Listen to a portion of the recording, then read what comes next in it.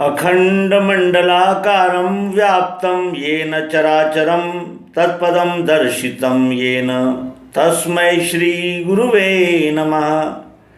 अज्ञानान्धस्य लोकस्य ज्ञानाञ्जनशलाकया चक्षुरुन्मीलितं येन तस्मै श्री गुरुवे नमः।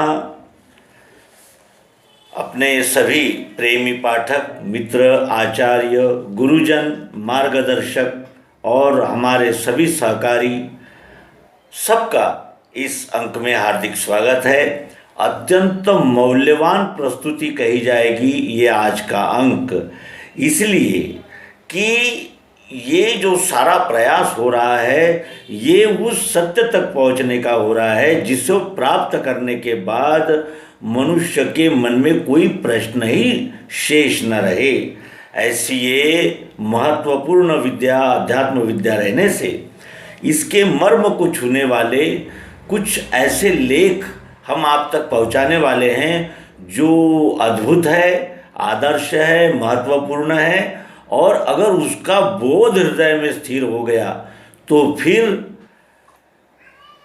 कुछ भी क्लेश दुख और जिसे कहते हैं कि बेचैनी चंचलता मन की, ये कुछ भी नहीं रहेगा।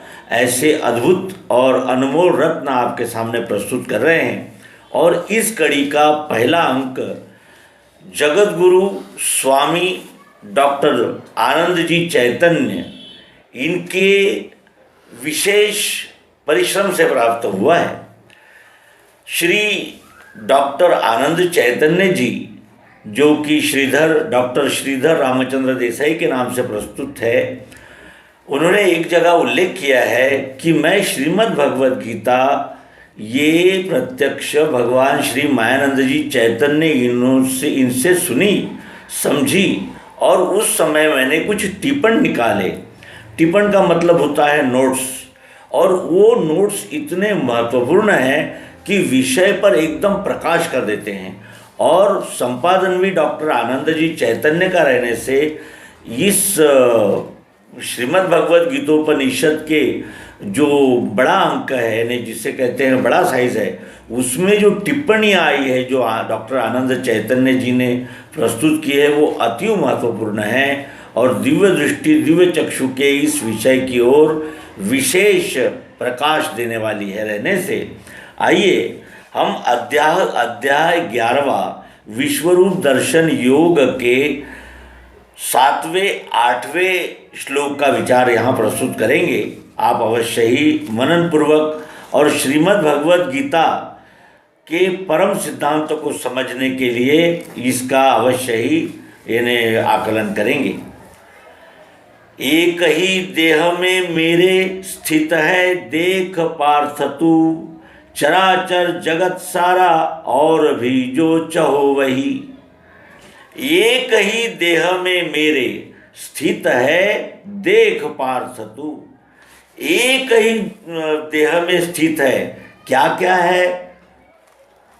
हजारों विभूतियां हैं, लाखों विभूतियां हैं, चारों खानियों के सभी प्राणी पक्षी कीटक सब उसमें समाहित है। सब देख ले तू मेरे एक ही देह में, मेरे एक ही देह में ये सब कुछ देख ले। वो कौन सा देह होगा? वो विराट देह जो है ये विश्व परमात्मा ही स्वयं देह धारण करके उपस्थित है और इसीलिए भगवान श्री कृष्ण जी उसे इंगित करते हैं कि एक ही देह में मेरे स्थित है देख पार्थ तू, चराचर जगत सारा, चराचर जगत ये सारा मेरे एक ही देह में देख ले और भी जो चाहो वही, जो चाहेगा वो देख ले। क्योंकि मनुष्य की जो भी चाहना होती है ना वो इस प्रकृति में आते ही प्रकृति के अनुरूप हो जाती है। हम चाहकर भी प्रकृति के प्रतिकूल कुछ कामना नहीं कर पाते, वासना नहीं ठहर सकती हमारे हृदय में। क्यों? क्योंकि संभव और असंभव ये दोनों शब्द वहाँ लग जाते हैं। तो इस तरह जो चाहेगा मनुष्य वो अपनी परिधि में ही चाहेगा।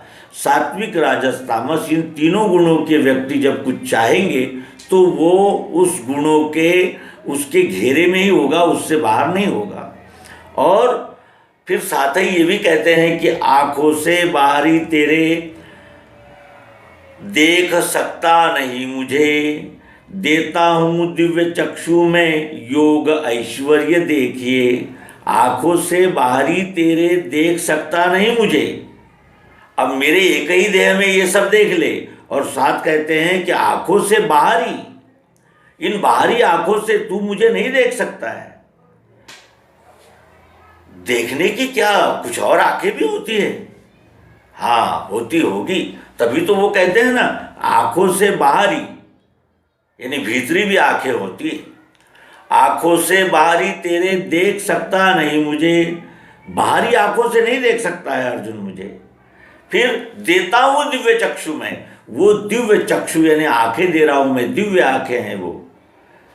योग ऐश्वर्य देखिए, योग यानी ये सर्वांग योग, ये सब एक में एक में मिला हुआ, घुला हुआ। पंच महाभूत भी एक दूसरे से घुल कर ही आकार धारण करके उपस्थित होते हैं, इन्हें ये अनुच्युत है कॉम्बिनेशन। और ऐश्वर्य विश्वरूप विधाता का ही तो सारा ऐश्वर्य है। जहाँ तक हम देखेंगे उस विश्वरूप का ही ऐश्वर्य दिखेगा, अन्य कुछ इसमें दिख ही नहीं सकता, क्योंकि वही है।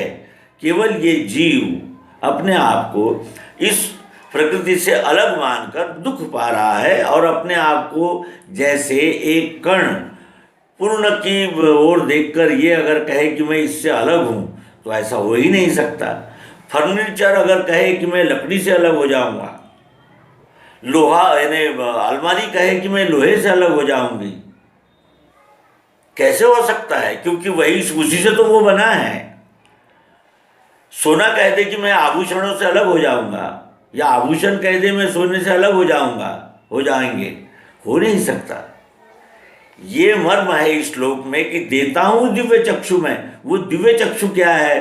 तो वो सर्वांग योग द्वारा यत यत पिंडे तत्त ब्रह्मांडे, इस अनुभव को जानना और अनुभव लेना है, एहसास करना है, जांचना भी है। क्योंकि सबके पास बुद्धि है और जांचने वाली तो बुद्धि ही होती है, और बुद्धि सबके पास दी है निसर्गतः ईश्वर परमात्मा ने। तो योग ऐश्वर्य देखिए। अब देता हूँ दिव्य चक्षु में ये कहा, और उसके तुरंत अनंतर क्या है ये हम अवश्य देखेंगे। उसके अनंतर संजय कहता है कि हे राजन, कह के ऐसा श्रेष्ठ योगेश कृष्ण ने दिखाया पार्थ को अपना पुरुषोत्तम रूप। ये संजय कहता है कि ऐसा कह के एक ही देह में मेरे ये देख ले जगत ये सारा, और आंखों से नहीं देख सकता, मैं दिव्य चक्षु देता हूँ। और वहाँ भगवान श्री कृष्ण जी ने अर्जुन को दिव्य चक्षु दिए, तभी तो वो देख सका। तो इस तरह वो योगेश कृष्ण ने दिखाया, सुनाया, बताया, लिखाया, कहा नहीं, दिखाया। प्रत्यक्ष प्रयोग के बगैर कोई किसी को कुछ दिखा सकता है? नहीं दिखा सकता।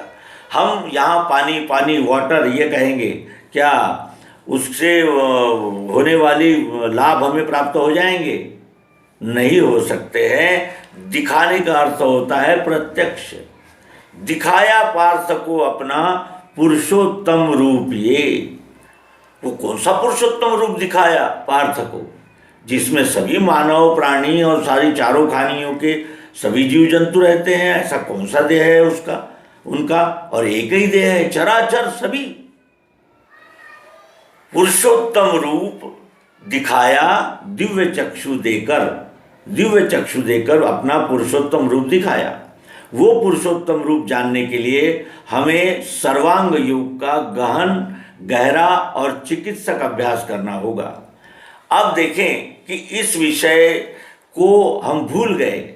सनातन अध्यात्म विज्ञान को ये जीव भूल जाने से आज ये इतना कलह मचा हुआ है।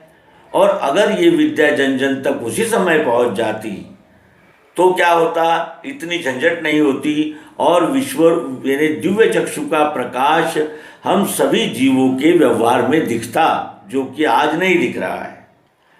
तो आइए डॉक्टर आनंद जी चैतन्य इन श्लोकों की यानी और हमारा ध्यान आकृष्ट करते हैं कि ये दिव्य दृष्टि कितनी आवश्यक है और इस दिव्य दृष्टि के बगैर हमारा जीवन कैसा चित्र विचित्र ढंग से जा रहा है, और अगर ये प्राप्त हो जाए तो क्या हो सकता है, और ये गीता के द्वारा प्राप्त क्यों नहीं हुई। श्रीमद् भगवत गीता में दिखाया ये शब्द है, लेकिन क्या दिखाया, कैसा दिखाया, क्यों दिखाया, कब दिखाया और दिखाने कौन सी युक्ति से दिखाया, इसका वर्णन नहीं है। और इसका वर्णन क्यों छूट गया है, इस प्रश्न की ओर डॉक्टर आनंद जी चैतन्य अपनी इस टिप्पणी में प्रस्तुत करते हैं। आइए आगामी अंक में हम उसका मनन करें, परिशीलन करें और जांचे परखें। मैं दिव्य चक्षु देता हूँ ऐसा कहकर, जबकि आत्मयोग से ही गोचर होने वाला विश्वरूप अर्जुन को श्री कृष्ण जी ने बतलाया है, और जबकि गीता में दिव्य चक्षु प्रत्यक्ष रूप से ग्रथित नहीं है, शब्दतः अन्य स्थान में चाहे विविध रूप से वर्णित हो, तब इस स्थान में श्री कृष्ण जी ने वह दिए हैं, किंतु व्यास जी ने ही उनका वर्णन प्रत्यक्ष रूप से छोड़ दिया है। यह बात सिद्ध होती है गीता अध्याय 10 श्लोक 17 और 18। दिव्य चक्षु देने पर भी उसकी चर्चा टीकाकार किसी तरह नहीं करते। इस प्रकार के प्रश्न के यथार्थ व संपूर्ण उत्तर प्रत्यक्ष युक्ति दर्शक प्रयोग पूर्वक ही दिए जा सकते हैं। इस तरह का हेतु देता हूँ इन शब्दों के द्वारा यहाँ पर दर्शित किया गया है। देता हूँ दिव्य चक्षु में, और परंतु ऐसे प्रश्न इसके पहले भी अर्जुन ने शब्द भेद से किए हैं, जहाँ उनके उत्तर श्री कृष्ण जी ने नहीं दिए। इस तरह का जो हेतु व्यास जी ने गीता में संवाद दृष्टि से ग्रथित किया है, उसका मतलब क्या है, ऐसा क्यों किया गया? इसका उत्तर यह है कि वैयक्तिक प्रसंगों में मनुष्य की तीव्र जिज्ञासा प्रकट होने पर ही उसे ज्ञान दिया जाए तो वह उसे दृढ़ हो जाता है। यानी तीव्र जिज्ञासावान को यह साधारणतः अनुभव है। अतः जब अर्जुन ने फिर प्रश्न उत्पन्न किया, तभी श्री कृष्ण जी ने अंत में उसे प्रत्यक्ष ज्ञान दिया। तत्पूर्व में सामान्य दृष्टि से तत्वदर्शी ज्ञानियों की तरह यानी उंगली निर्देश किया था। शब्द ज्ञान से सत्यतः समाधान नहीं होता, यह बात भी इससे प्रकट होती है। तो इस तरह हमने श्री आनंद जी चैतन्य इन्होंने इन 2 श्लोकों पर की हुई टिप्पणी समझी। हम इस तरह श्रीमद् भगवद गीता का अध्ययन करते ही रहेंगे, और जो अनुभव अर्जुन को प्राप्त हुआ, गया मोह मिला धर्म कृपा से आपकी मुझे, यही हमारा लक्ष्य है। और इस लक्ष्य की ओर अध्यात्म विश्व विज्ञान और सत्य सनातन अध्यात्म, ये दोनों YouTube चैनल सतत कार्य करते ही रहेंगे, और आप सबका सहयोग, प्रेम और आश्रय हमें प्राप्त होता ही रहेगा।